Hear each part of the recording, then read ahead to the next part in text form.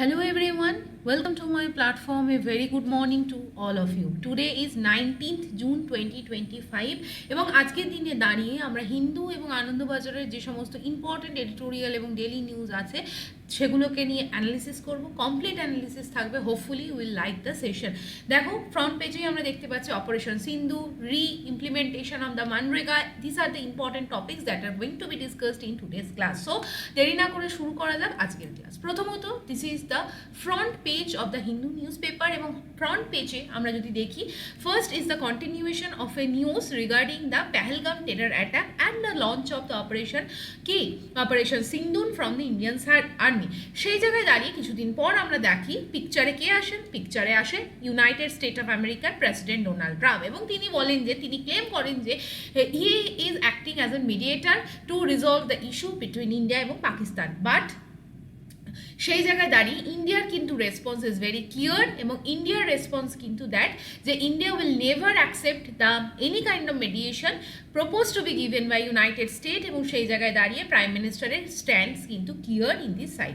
আমাদের current foreign secretary কে আছেন? Who is the current foreign secretary? Vikram Misri sir. এবং সেই জায়গায় দাঁড়িয়ে this is important for our examination. Okay, চলো পরের নিউজে যাওয়া যাক। পরের নিউজ হচ্ছে regarding the Iran and Israel war. সেই জায়গায় দাঁড়িয়ে ইরানের যে সুপ্রিম লিডার আছে আয়াতোল্লাহ আলী খামেনি, তিনি কিন্তু জানিয়েছেন যে ইসরায়েল কিন্তু যে ওয়ার লাইক এসকালেশন করেছেন সেই জায়গা থেকে ইরান কিন্তু নেভার সারেন্ডার এবং যদি United state of America intervene করতে চায় তখন ইউনাইটেড স্টেট অফ আমেরিকারও কিন্তু ইররিপেয়ারেবল ড্যামেজ হতে পারে। অন দি কন্ট্রারি, ইসরায়েলের কি স্ট্যান্ড? ইসরায়েল কিন্তু বলেছে already Israel has destroyed the national security headquarters present in the Tehran. Now we need to see some other important news যেটা ইরান এবং ইসরায়েলের রেসপেক্টে পাবলিশ হয়েছে। The news is ইন্ডিয়ান যে স্টুডেন্টসরা ইরানে কিন্তু কি ছিল, ইরানে কিন্তু আটকে পড়েছিল এই যুদ্ধকালীন অবস্থায়, সেই জায়গা থেকে তাদের সেফলি এভাকুয়েট করার যে operation that is named as operation Sindhu. Very important name, তোমাদের এটা পড়ে রাখতে হবে। নেক্সট আমরা এখান থেকে দেখব ইরান এবং ইসরায়েলের যখন ওয়ার লাইক এসকেলেশন হয়েছে সেখানে বিভিন্ন ধরনের যে ল্যান্ড রুট লাইক ভায়া আর্মেনিয়া সেগুলো থেকে কিন্তু ইন্ডিয়ান স্টুডেন্টসদের সেফলি বার করে নিয়ে আসা হচ্ছে under this operation named as operation Sindhu. Next আমরা এই অপারেশন সিন্ধু দেখার পর we need to understand some other operations যেগুলো ইন দ্য পাস্ট ইন্ডিয়ান আর্মির তরফ থেকে কিন্তু কন্ডাক্ট করা হয়েছিল। হোয়াট আর দোজ অপারেশনস আমরা যদি দেখে নিই, বিফোর মুভিং দ্যাট আমরা জাস্ট একবার রিক্যাপ করব যে ইসরায়েলের যে অপারেশন স্টার্ট করেছে that is operation rising lion এবং ইন দ্য রিটেলিয়েশন ইরান যে অপারেশন করেছে in terms of military strike সেটা হচ্ছে অপারেশন ট্রু প্রমিস 3। নাও আমরা যদি ইন্ডিয়ার রেসপেক্টে apart from operation Sindhu, apart from operation Sindoor এগুলো দেখে নিই, দ্যাট ইজ অপারেশন পোলো। 1948-এ হয়েছিল স্টেট অফ হায়দ্রাবাদকে প্রিন্সলি স্টেট থেকে ইন্ডিয়ান ইউনিয়নের মধ্যে ইন্টিগ্রেট করার যে অপারেশন সেটা মেনলি ব্রেন চাইল্ড ছিল তার হোম এবং ডিফেন্স তৎকালীন minister Sardar Vallabhbhai Patel. Next operation বিজয়। অপারেশন বিজয় কিন্তু হয়েছিল 1961-এ। জেনারেলি গোয়াকে পর্তুগিজ কলোনি থেকে লিবারেট করার এই অপারেশন ছিল অপারেশন বিজয়। নেক্সট অপারেশন ক্যাকটাস 1971-এ হয়েছিল। জেনারেলি এই যে 1971 এই সময়টা কি হয়েছিল, নিউ নেশন হিসেবে বাংলাদেশ ফর্ম হয়েছিল এবং লিবারেশন ওয়ার হয়েছিল। সেই জায়গায় বাংলাদেশকে সাপোর্ট করার যে ইন্ডিয়ান এয়ারফোর্সের তরফ থেকে যে operation that is the operation named as cactus lily. Next operation trident. 1971-এ যখন বাংলাদেশ লিবারেশন ওয়ার চলে সেই সময় পাকিস্তান কিন্তু ইন্ডিয়াকে অ্যাটাক করে এবং ইন্ডিয়ার ক্ষেত্রে কিন্তু ফার্স্ট নেভাল যে রেসপন্স ছিল that is with the name of operation Trident এবং সেই জায়গায় কিন্তু এক্সেপশনাল এক্সেম্পলারি ভিক্টরি পায় ইন্ডিয়ান নেভি এবং সেই জায়গা থেকে দাঁড়িয়ে 4th ডিসেম্বর এই যুদ্ধটায় কিন্তু ইন্ডিয়ান নেভিরা সাকসেসফুল হয় এবং from that day Indian navy has been celebrating 4th December as the Indian navy day. Next operation Meghdoot. 1984-এ হাইয়েস্ট আমাদের যে ওয়ার্ল্ডের ব্যাটেল ফিল্ড সিয়াচেন গ্লেশিয়ারের কাছে এই অপারেশন চলে যাতে সিয়াচেন গ্লেশিয়ার কিন্তু ইন্টিগ্রেটেড হয় into the territory of India, কারণ সেখানে কিন্তু পাকিস্তানরা ক্যাপচার করে ফেলেছিল সিয়াচেন গ্লেশিয়ারকে। That is operation Meghdoot. Next operation blue star, year হবে 1984। Blue star is associated with the liberation of the Sikh, মানে লিবারেশন কাদের হয়েছিল, আমাদের যে গোল্ডেন টেম্পল অফ অমৃতসর সেই জায়গা থেকে দেখা গেছিল বেশ কিছু শিখ মিলিটেন্টসরা সেই গোল্ডেন টেম্পলকে ক্যাপচার করে ফেলেছিল এবং খালিস্তানের দাবি তুলেছিল, একটা সেপারেট নেশন। আমরা যদি ম্যাপ দেখে নিই, পাঞ্জাবকে সেপারেট করার যে লড়াই সেটা ছিল খালিস্তানি মুভমেন্ট, সেই লড়াইকে বন্ধ করে দেওয়ার যে প্রচেষ্টা সেটাই হয়েছিল operation blue star. Next operation cactus. মালদ্বীপে একটা সময় মিলিটারি যে ক্যাপচার হয়েছিল প্রেসিডেন্টকে, কিন্তু সেই জায়গায় দাঁড়িয়ে প্রেসিডেন্টের এগেনস্টে মিলিটারি যে জবরদখল যেটাকে বলে সেটা হয়েছিল এবং সেই জায়গায় দাঁড়িয়ে মালদ্বীপকে মিলিটারি অ্যাসিস্ট্যান্স প্রোভাইড করেছিল আর্মি, এয়ারফোর্স এবং নেভির তরফ থেকে, and it was a huge success and then operation named as operation cactus. Moving to the next operation Rajiv. Operation Rajiv কিন্তু 1987 হয়েছিল। এগেন হাইয়েস্ট পয়েন্ট সিয়াচেনে পাকিস্তান কন্ট্রোল করেছিল, সেই জায়গা থেকে দাঁড়িয়ে পাকিস্তান কন্ট্রোল থেকে মুক্ত করার এই অপারেশন ছিল 1987-এর রাজীব। এবং সেই জায়গায় দাঁড়িয়ে একজন ইম্পর্টেন্ট আর্মি ক্যাপ্টেন বানা সিংকে সেলিব্রেট করার জন্য যে পয়েন্টে এই ফাইনাল এই যে অপারেশনটা কন্ডাক্ট করা হয়েছিল, that point was named as Bana post. Next operation Pawan. শ্রীলঙ্কায় একটা লিট্টি কমিউনিটি, মিলিটেন্ট কমিউনিটি ছিল, এলটিটিই বা লিট্টি, এই কমিউনিটিকে ডিফিউজ করার জন্য পিস কিপিং ফোর্স পাঠানো হয়েছিল এবং পিস কিপিং ফোর্স সাকসেসফুল যে অপারেশন কন্ডাক্ট করেছিল that was named as operation Pawan. Next operation Vijay 1999। আমরা এখানে জানি দুটো কোড নেম ছিল, গোয়া লিবারেশনের সময়ও অপারেশন বিজয় হয়েছিল 1961-এ, বাট 1999 সালে পাকিস্তানের সঙ্গে আমাদের যে কার্গিল যুদ্ধ হয়েছিল সেই কার্গিল যুদ্ধের যে নাম সেটাও কিন্তু অপারেশন বিজয়। নেক্সট লাস্ট আমরা দেখব 1999 সালে আরও একটা অপারেশন হয়েছিল, অপারেশন তালবার। এটা ইন্ডিয়ান নেভির তরফ থেকে হয়েছিল এবং সেই জায়গায় দাঁড়িয়ে this was undertaken by Indian navy to support the operation Vijay. অর্থাৎ কার্গিল যুদ্ধের সময় আমাদের অপারেশন বিজয় তরফ থেকে ছিল, অপারেশন বিজয় কিন্তু আর্ম ফোর্সের তরফ থেকে ছিল, কিন্তু সেই জায়গায় ইন্ডিয়ান নেভিও কিন্তু নাভাল যে ফ্লিটগুলো ছিল সেগুলো আরাবিয়ান কোস্ট সিতে পৌঁছে যায় এবং পাকিস্তানকে টার্গেটেড অ্যাটাক করে এবং সেই জায়গায় দাঁড়িয়ে অপারেশন তলবার ছিল নেভির কোড নেম। নেক্সট আমরা চলে যাব পরের নিউজে। তাহলে আমরা এই জায়গা থেকে পুরো জায়গাটাকে কভার করলাম। নেক্সট, গতকাল একটা ইম্পর্টেন্ট ইমপ্লিমেন্টেশন এবং ডেভেলপমেন্ট হয়েছে regarding the implementation resume in the implementation of the MNREGA in the West Bengal. আমরা জানি বেশ কিছু বছর ধরে because of the different tassel between the central and the state government, সেখানে অফিসিয়াল কিছু লুফোলস অ্যান্ড অ্যানোমেলিস ছিল, সেই জায়গায় দাঁড়িয়ে সেন্ট্রাল গভর্নমেন্ট কিন্তু মনরেগার ইমপ্লিমেন্টেশন বন্ধ করে দিয়েছিল, হল্ট করে রেখেছিল ওয়েস্ট বেঙ্গলে। বাট ক্যালকাটা হাইকোর্ট কিন্তু সেন্টারকে রিকোয়েস্ট করেছে যে ইন অর্ডার টু মানে so that centre can resume the implementation of the MNREGA. MNREGA এমন একটা স্কিম যার ফুল নেম কি, Mahatma Gandhi national rural employment guarantee scheme. সেটাকে আগস্ট 1 থেকে ওয়েস্ট বেঙ্গলে চালু করার যে ডিরেকশন সেটা কিন্তু হাইকোর্ট ইউনিয়ন গভর্নমেন্টকে দিয়েছে। এই জায়গায় দাঁড়িয়ে আমরা দেখব যে বিভিন্ন সময় যে ইরেগুলারিটিস পাওয়া গেছিলো, ক্লিয়ার ডিমার্কেশন পাওয়া গেছিলো যে ইমপ্লিমেন্টেশনে কিছু লুফলস আছে, সেই জায়গায় দাঁড়িয়ে স্টেট গভর্নমেন্টকে কিন্তু ইমপ্লিমেন্ট করতে বারণ করা হয়েছিল মনরেগা স্কিম। নাও এই নিউজটার সাথে আমাদের যেটা দেখতে হবে, we need to understand the all about the MNREGA scheme. MNREGA কি আমি অলরেডি বললাম, it is the abbreviation of Mahatma Gandhi national rural employment guarantee act 2005। এটা 2005-এ মনরেগা অ্যাক্টের মাধ্যমে ইমপ্লিমেন্ট করা হয় in order to secure right to work to the rural citizen of India. এটা গভর্নমেন্ট অফ ইন্ডিয়ার তরফ থেকে এই যে স্কিমের আন্ডারে মিনিমাম 100 ডে আনস্কিল্ড লেবার ওয়ার্ককে প্রমোট করা হয়, প্রোভাইড করা হয় এবং সেই জায়গায় দাঁড়িয়ে এলিজিবল যারা রুরাল হাউস হোল্ড তারা কিন্তু অ্যাপ্লাই করতে পারে two get the benefit of the MNREGA scheme. এবং মনরেগা কিন্তু জেনারেলি আমাদের রুরাল সিটিজেনকেই টার্গেট করে, এমপ্লয়মেন্ট প্রোভাইড করার এবং ইকোনমিক কন্ডিশনকে ইমপ্রুভ করার একটা অপরচুনিটি। নাও আমরা যদি কি প্রভিশনস দেখি, what are the key provisions of the MNREGA, then it is also mention in the MNREGA act 2005। Now eligibility criteria কি, কারা এর বেনিফিট নিতে পারে?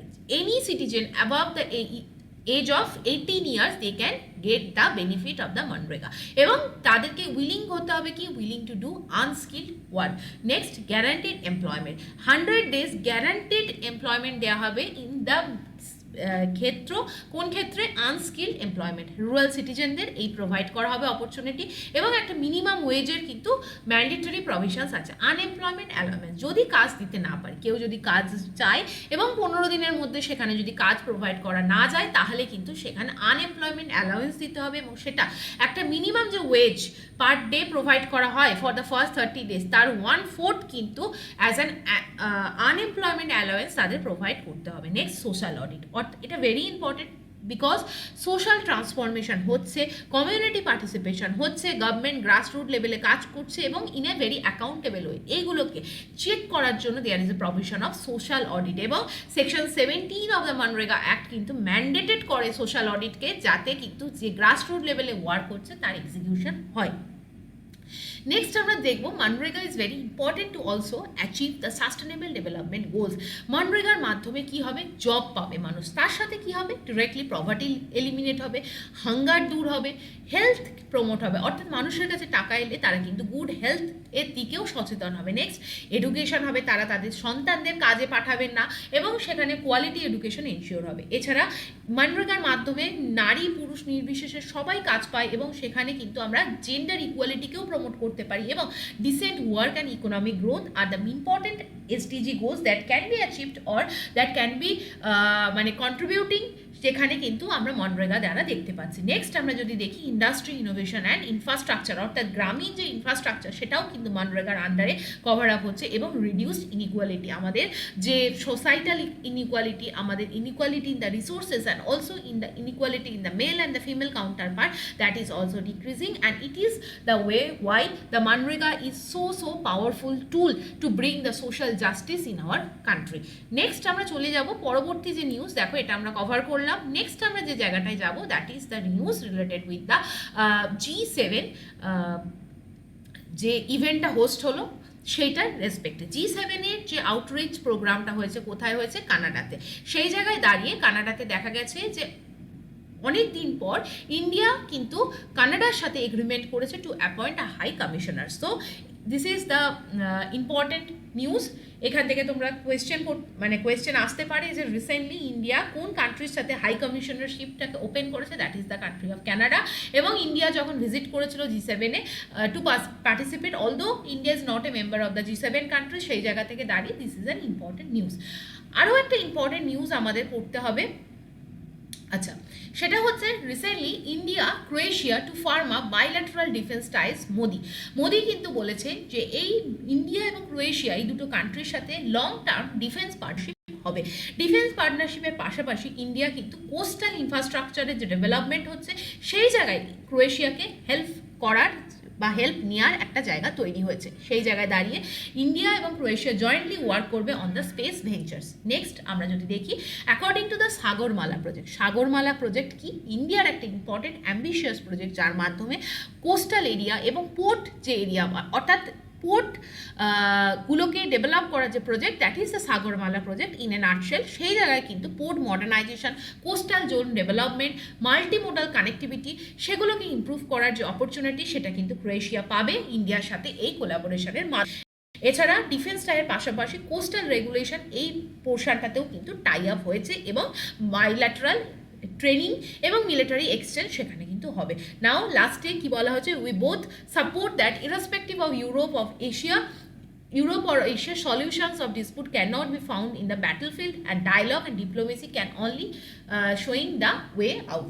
So এই জায়গাটা পড়ার পর আমরা দুটো জায়গা নিয়ে ডিসকাশন করব। First of all, this is the country of Croatia. আমরা যদি দেখি, it is a European country, এবং ক্রোয়েশিয়ার যদি আমরা ম্যাপ দেখি, it is surrounded by the different countries of the Europe.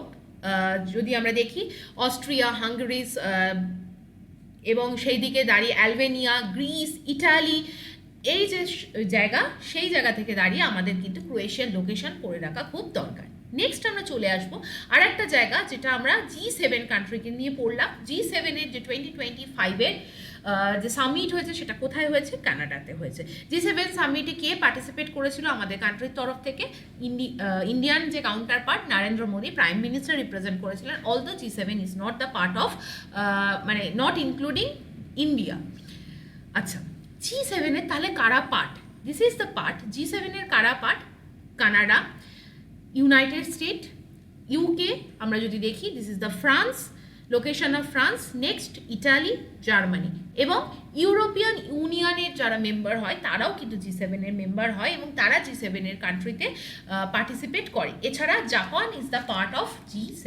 তাহলে G7 এ মেনলি 7টা কান্ট্রি থাকে সেই জায়গায়। তাহলে আরেকবার আমরা দেখে নেব, USA, Canada, UK, France, Japan, Italy, Germany and European union. Next আমরা চলে যাব পরের যে পোর্শনটা, সেটা হচ্ছে দিস ইজ দ্য নিউজ, যেখান থেকে দাঁড়িয়ে আমরা দেখব what is the written in the editorial. একবার এডিটর পেজটাকে দেখে নেব যে কি কি আজকে নিউজ পেপারে এসছে। প্রথমত failed summit regarding the G7। আমরা G7 নিয়ে প্রচুর কোয়েশ্চেন্স এবং অ্যান্সার্স পড়েছি। এক minute,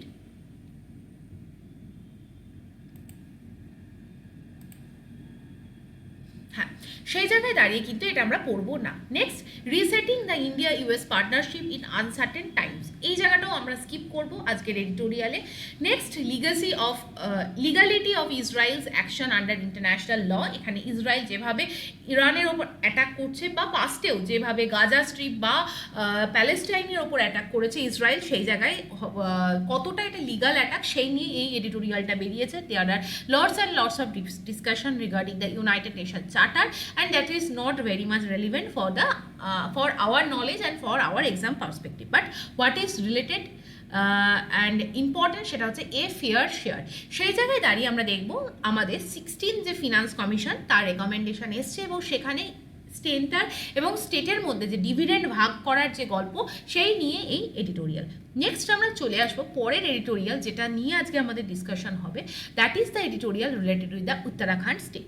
Uttarakhand is becoming the hotbed for the helicopter accident. Very recently আমরা দেখলাম কেদারনাথে যাওয়ার সময় একটা কমার্শিয়াল হেলিকপ্টার ক্র্যাশ ডাউন করে যায় এবং সেই হেলিকপ্টারের মধ্যে যতজন ছিল তারা কিন্তু সবাই মারা যায়।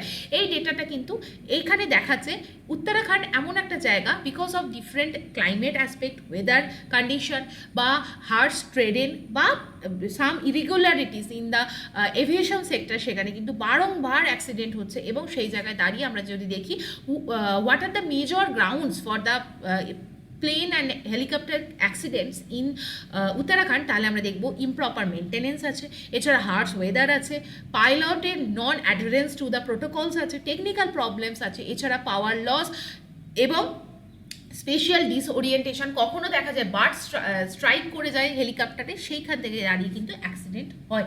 নেক্সট আমরা যদি দেখি রিসেন্ট উত্তরকাশী ডিস্ট্রিক্টের যে ইভেন্টটা হয়, ভেরি আনফর্চুনেট, এবং সেখানে কিন্তু প্রায় সমস্ত যারা পিলগ্রিমেজ যাচ্ছিলেন তারা মারা যায়। নেক্সট আমরা যদি এন্টায়ার যে পোর্শনটা দেখি, এই জায়গায় দেখব 1990 থেকে 2023 সাল পর্যন্ত প্রায় 14টা হেলিকপ্টার এখানে ক্র্যাশ ডাউন করে এবং সেখান থেকে দাঁড়িয়ে ডিরেক্টর জেনারেল অফ সিভিল এভিয়েশনের যে ইনভেস্টিগেশন, সেখানে কিন্তু রিপিটেডলি বিভিন্ন ধরনের যে রিজন সেটা সামনে আসে যে কেন হেলিকপ্টার এখানে ক্র্যাশ করছে। এছাড়া যে জায়গাটা আমরা দেখবো, এখানে তো হিউম্যান লাইফ লস হচ্ছে। এছাড়া এইভাবে যদি কমার্শিয়ালি এই জিনিসগুলো চলতে থাকে, there is a huge commercial setback tourist destination হিসাবে এই সেটব্যাকটা হচ্ছে। আমি অলরেডি বললাম কি কি কারণ দেখা যাচ্ছে। প্রথমত পাইলট এরর, ইমপ্রপার হ্যান্ডলিং একটা জায়গা, এছাড়া ইনঅ্যাডিকুয়েট মেনটেনেন্স। এছাড়া কি হয়েছে, অনেক সময় দেখা যায় ক্রু যারা মেম্বার্স আছে তাদের বিভিন্ন সময় ফ্লাইট রুলসের প্রতি নন অ্যাডহারেন্স অ্যাটিটিউড, টেকনিক্যাল ফল্ট, এগুলো হচ্ছে সাম অফ দ্য রিজনস। সো এটা আমাদের ডিসকাশন হলো। নেক্সট আমরা যে নিউজটা দেখব, ইরান ইসরায়েল ওয়ার কিভাবে আমাদের অয়েল প্রাইসকে রাইজ করে। আমরা অলরেডি আগের দিনের ক্লাসগুলোতে এগুলোকে দেখে নিয়েছিলাম, বাট টুডে উইল ডিসকাস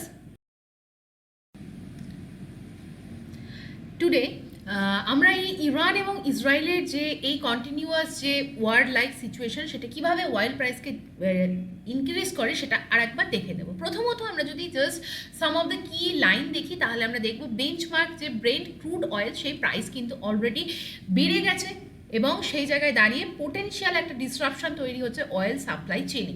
সেই জায়গায় দাঁড়িয়ে কাতার, সৌদি আরব, ওমান, এরা কিন্তু ইউনাইটেড স্টেট অফ আমেরিকার যে প্রেসিডেন্ট ডোনাল্ড ট্রাম্পকে রিকোয়েস্ট করেছে to intervene and to pursue Israel for ceasefire. এই জায়গায় দাঁড়িয়ে বলা হয়েছে ইরান কিন্তু যে রিপিটেডলি থ্রেটেন করছে যে স্ট্রেট অফ হারমুজকে কিন্তু ক্লোজ ডাউন করে দেওয়া হবে, যেখানে কিন্তু strait of Hormuz is actually located just beside Iran. এখানে দাঁড়িয়ে স্টেট অফ হারমুজ কি, পার্সিয়ান গালফ এবং গালফ অফ ওমানকে কানেক্ট করে, এবং আরাবিয়ান সিতে একটা ইম্পর্টেন্ট যদি আমরা চেক পয়েন্ট ধরি, that is the strait of Hormuz. সেই জায়গায় দাঁড়িয়ে আমরা যদি আমাদের ম্যাপের বেস দিয়ে একবার দেখে নিই, it will be easier to understand. This is the strait of Hormuz কোথায় আছে, জাস্ট বিসাইড ইরান। এবং এখানে আমরা দেখব, আমরা যদি গালফ কান্ট্রিগুলো দেখি, for example Saudi Arab, Bahrain, UAE, Oman, Kuwait, this are the leading, এবং Iraq, this are the leading oil producing and oil exporting country. সেখানে তারা পার্সিয়ান গালফ হয়ে, গালফ অফ ওমান হয়ে আরাবিয়ান সিতে আসে এবং oil supply করে। But এই যে strait of Hormuz that connects the Persian gulf with the gulf of Oman, এটা যদি কিন্তু আমাদের ব্লক করে দেওয়া হয়, তাহলে কিন্তু এন্টায়ার গ্লোবের যে অয়েল সাপ্লাই সেটা কিন্তু কি হবে, হ্যাম্পার হয়ে যাবে। So this is written in the article. আচ্ছা, এরপর আমরা যদি পুরো জায়গাটা দেখি তাহলে কি হবে, স্ট্রেট অফ হারমুজ যদি আমরা বারবার দেখি, এই যে Persian Gulf, Gulf of Oman, এগুলো কিন্তু ভেরি ইম্পর্টেন্ট। এছাড়া তোমরা লোকেশনে দেখে রাখবে কোন জায়গাগুলো, যে এক মিনিট, রেড সির যে এরিয়া, এছাড়া আমরা আর একদিন বললাম যে কেপ অফ গুড হোপ, যেটা আফ্রিকান কান্ট্রি, সেইখান দিয়েও কিন্তু আমাদের একটা অয়েলের ট্রেড কন্টিনিউ হয়।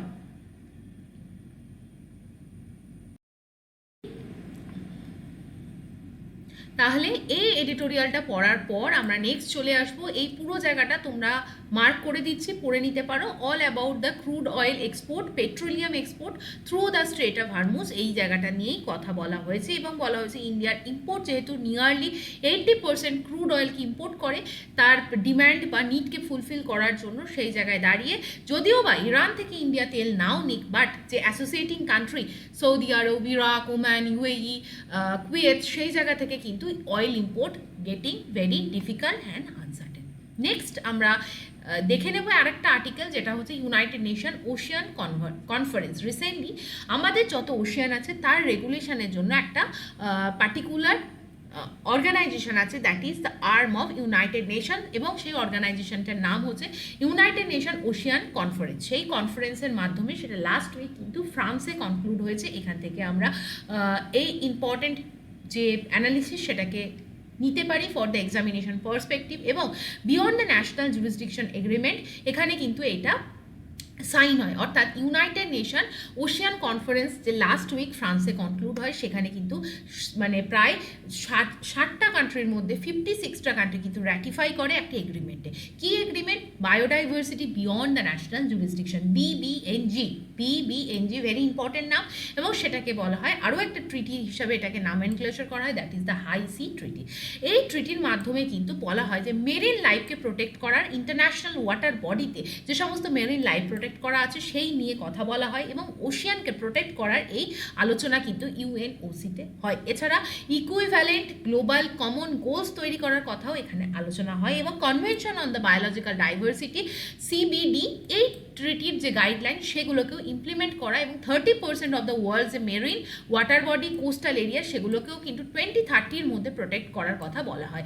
Now 160 countries have signed it, and ratification যেগুলো আসে সেগুলোও কিন্তু generally entirely talks about the importance of the ocean marine life, flora, fauna. সেই জায়গায় কিন্তু ইউএস কিন্তু র্যাটিফাই করেনি, বাট ইন্ডিয়া করেছে। সেই জায়গায় দাঁড়িয়ে সেভারাল এনভায়রনমেন্টাল গ্রুপস আছে, তারা পয়েন্ট আউট করেছে কি, without a ban on the extraction the oceans are doomed. অর্থাৎ আমাদের যদি ওশিয়ানসকে প্রোটেক্ট করতে হয়, we need to have a strict and very strict guidelines to regulate the entire thing. Lastly will study one important editorial, যেটা কিন্তু আমাদের front পেজের পাবলিশ হয়েছে, রিগার্ডিং দ্য 16th ফিনান্স কমিশনের গাইডলাইন্স। 16th ফিনান্স কমিশনে কিন্তু রিসেন্টলি যে guidelines এসছে, সেখানে দেখো বলা হচ্ছে 41% শেয়ার কিন্তু স্টেটকে দেওয়া হবে, but the author is writing that this is a very unjustified ones, কারণ আমাদের কিন্তু ফেয়ার শেয়ার দরকার। কি লেখা আছে আমরা জাস্ট ওয়ান বাই ওয়ান পড়বো। দেখো 6th ফিনান্স কমিশন যেটা কিন্তু ডিসাইড করেছে এবং রেকমেন্ড করেছে কি, তার যে ফাইন্যান্সিয়াল ডেভলিউশন, অর্থাৎ সেন্টার এবং স্টেটের মধ্যে কিভাবে ফাইন্যান্সিয়াল ডেভলিউশন হবে, সেই গাইডলাইন্স দিয়েছে। আচ্ছা, সেই গাইডলাইন্স দিয়েছি, সেটা কবে থেকে ইমপ্লিমেন্টেড হবে, সেটা কিন্তু এপ্রিল 1, 2026 থেকে কিন্তু সেটা ভ্যালিড হবে। এই 16th ফিনান্স কমিশনের কে চেয়ারম্যান ছিলেন, very important, Arvind Panagariya was the chairman. তিনি কিন্তু বলেছেন যে রেকমেন্ডেশনটা এসছে সেই জায়গায় দাঁড়িয়ে দেখা গেছে আমাদের এন্টায়ার যে ইউনিয়ন অফ ইন্ডিয়াতে যে ট্যাক্স কালেকশন হবে, সেই ট্যাক্স কালেকশনের 41% কিন্তু আমাদের সেন্টার থেকে স্টেটের মধ্যে শেয়ার হবে। বাট বিভিন্ন যে স্টেট, আমাদের 28টা স্টেট আছে কারেন্টলি, তার মধ্যে 22টা স্টেটে কিন্তু চাইছে যে এই যে শেয়ারের পার্সেন্টেজ বাড়িয়ে 50% করে দেওয়া হোক, এবং লেখক বলেছেন ইট is a very legitimate demand. Because আমরা যদি দেখি জিএসটির ইমপ্লিমেন্টেশনের পর থেকে লার্জলি স্টেটের যে আর্নিং কমে গেছে, এবং স্টেট কিন্তু ডিপেন্ড করে সেন্টারের আর্নিংয়ের ওপর বা সেন্টারের শেয়ারের ওপর। সেই জায়গায় দাঁড়িয়ে সেন্টার কিন্তু নন শেয়ারেবল যে প্রপোর্শন সেস এবং সারচার্জের ফর্মে হিউজলি নিজেদের কাছে রেখে দেয়, এবং সেইখান থেকে কিন্তু আমরা যদি দেখি সেন্টারের যে কন্ট্রিবিউশন স্টেটে সেটা কিন্তু আরও কমে যাচ্ছে। এবং 16th ফাইন্যান্স কমিশনে আমরা যদি দেখি সেই 41% শেয়ারকে কিন্তু উইথহোল্ড করে রাখা হয়েছে বা কনস্ট্যান্ট জায়গায় রাখা হয়েছে, no increase in the share. Next বলা হয়েছে যে এই যে পোস্ট আমরা যদি জিএসটি রিয়েলিটি দেখি, কিছু জায়গায় দেখা গেছে যে লিমিটেড অ্যাভিনিউজ আছে স্টেটের কাছে টু রেজ দেয়ার রেভিনিউ, এবং ক্রিটিক্যালি কিন্তু সেটা স্টেটরা ডিপেন্ড করে কিসের ওপর, সেন্ট্রাল গভর্নমেন্টের ট্রান্সফার অফ ফান্ডসের ওপর। যদিও জিএসটির কালেকশন রিসেন্ট ইয়ারলে আমরা দেখব প্রত্যেকটা স্টেটের যে এসজিএসটি অর্থাৎ স্টেট গ্রস মানে গুডস অ্যান্ড সার্ভিস ট্যাক্স সেটা কিন্তু বেড়েছে, but still there is a problem to be address. Now existing যে আমাদের যে হরাইজেন্টাল ডেভলিউশন, টাকার যে ডিস্ট্রিবিউশন, সেই জায়গায় দাঁড়িয়ে আমরা যদি দেখি এখানে কিন্তু ইকোনমিক্যালি যে সমস্ত প্রোগ্রেসিভ স্টেট আছে তাদের কাছেও কিন্তু এখানে একটা প্রায় একটা হেভি ওয়েটেজ থাকলেও যেগুলো কিন্তু কম্পারেটিভলি উইকার যে সমস্ত স্টেট তাদের কাছে কিন্তু এই জায়গাটা একটা পেনাল্টির সম, এবং সেই জায়গায় দাঁড়িয়ে পারফরমেন্স এবং রেসপন্সিবল গভর্নেন্সের জন্য আরও হিউজ পরিমাণে টাকার প্রয়োজন, এবং সেটা কিন্তু ফিনান্স কমিশনের গাইডলাইন্সে রিফ্লেক্ট হওয়া উচিত ছিল। নেক্সট, সেন্ট্রাল গভর্নমেন্ট কিন্তু জেনারেলি টাকা দিতে চাইছে না টু দ্য মানে ইন ফর্ম অফ ট্যাক্সের share to the state, because centre is claiming that সেন্টারেরও কিন্তু এক্সপেন্ডিচার বাড়ছে বিকজ অফ দ্য ডিফেন্স এবং আনাদার ক্যাপিটাল ইন্টেন্সিভ যে প্রজেক্ট হচ্ছে, সেই জায়গায় দাঁড়িয়ে সেন্ট্রাল গভর্নমেন্ট কিন্তু সেখানে ইনভেস্ট করছে। নাও বলা হয়েছে modest increase in the vertical devolution meeting the states demands half way would be a welcome single, অর্থাৎ এই জায়গায় দাঁড়িয়ে স্টেটকে কিন্তু স্টেটেরও যে জায়গাটা সেখানেও দাঁড়িয়ে স্টেটকেও ভার্টিক্যাল ডেভলিউশন অর্থাৎ টাকার যে শেয়ার ভার্টিক্যাল যে মুভমেন্ট হচ্ছে টাকার, আমরা ট্যাক্স কালেকশন করছি, সেই ট্যাক্স সেন্ট্রাল গভর্নমেন্টের কাছে অনেক সময় যাচ্ছে, এবং সেন্ট্রাল গভর্নমেন্ট সেই টাকাকে বিভিন্ন সময় according to the need state government কিন্তু ডিস্ট্রিবিউট করছে, এবং সেই জায়গায় দাঁড়িয়ে সিএস এবং সারচার্জ এমন একটা জিনিস যার কিন্তু ডিস্ট্রিবিউশন হয় না, ইট সোললি সেন্ট্রাল গভর্নমেন্টের কাছে থেকে যায়। So this is all written in the state, এবং সেই জায়গায় দাঁড়িয়ে স্টেটের যে ফেডারেলিজম, আমাদের যদি কোঅপারেটিভ ফেডারেলিজমকে আরও স্ট্রেংথেন করতে হয়, we need to address some issues like the proper share of the finances, যেটা রেকমেন্ডেড করা হবে by the 16th finance commission. So এই ছিল আজকের পুরো এডিটোরিয়াল এর আলোচনার বিষয়। লাস্ট আমরা চলে আসবো, জাস্ট আমরা কিছু ওয়ান লাইনার কারেন্ট অ্যাফেয়ার্স দেখে নেব, এবং সেই ওয়ান লাইনার কারেন্ট অ্যাফেয়ার্সের মধ্যে ইম্পর্টেন্ট হচ্ছে G7 সামিট। অলরেডি বারংবার বলেছি, কিন্তু 51st সামিট G7 এ কোথায় হচ্ছে? ক্যানাডাতে। নেক্সট, রিসেন্টলি আমরা কালকের দিনেও দাঁড়িয়ে দেখলাম প্রাইম মিনিস্টার নরেন্দ্র মোদীকে হাইয়েস্ট সিভিলিয়ান অ্যাওয়ার্ড কনফার করেছে একটা country, that is Cyprus. Next, Kali tiger reserve very recently in the news, and Kali tiger reserve কোথায় আছে? কর্ণাটকে। নেক্সট, আইএনএস আর্নালা, এটা আমরা কালকে পড়লাম, এটা একটা অ্যান্টি সাবমেরিন ওয়ারফেয়ার শ্যালো ওয়াটারক্রাফট, যেটা কিন্তু ইন্ডিয়ান নেভির পক্ষ থেকে ইনাগোরেট করা হয়েছে। নেক্সট, জুন 17 সেলিব্রেট করা হয় অ্যাক্রস দ্য আমাদের globe as world crocodile day. না next, Maruti Suzuki recently open করেছে ইন্ডিয়ার লার্জেস্ট ইনপ্ল্যান্ড রেলওয়ে টার্মিনাল, কোথায়? Manesar in the Haryana state of India. So this is all from my side. আজকের ভিডিওটা একটু মাঝখানে ইন্টারাক্টেড হয়েছে, বাট হোপফুলি তোমরা পুরো জায়গাটা বুঝতে পেরেছো। কেমন লাগলো জানিও, লাইক করো, শেয়ার করো, সাবস্ক্রাইব করো to my channel, Telegram join করো টু গেট দ্য পিডিএফ, এবং if you want to get the dedicated preparation এবং পুরো class wise chapter wise PDF এবং সেখান থেকে আমার রেকর্ডেড ভিডিও, দেন ডেফিনেটলি তোমরা আমাকে মেল করে জানাতে পারো যে তোমরা যদি WBCS ছাড়াও যে কোনো কম্পিটিটিভ এক্সামিনেশনের প্রিপারেশন নাও না কেন, সেটা স্টেট পিসিএস হতে পারে বা যে কোনো পরীক্ষায় যেখানে জিএস আসে সেই ধরনের কোনো প্রিপারেশন তোমরা যদি নিতে চাও তাহলে ডেফিনেটলি আমাকে মেল করতে পারো। এছাড়া তোমাদের কোনো কোয়ারিজ থাকলে সেটাও আমাদের জানাতে পারো এবং আমার মেল আইডি এখানে লেখা থাকছে। এছাড়া মেল এবং টেলিগ্রাম আইডি তোমরা আমার ডেসক্রিপশন বক্সে এবং এই ভিডিওর কমেন্ট সেকশন থেকে ডাউনলোড করতে পারো। তাহলে এইটুকখানি। Thank you for watching. Have a nice day.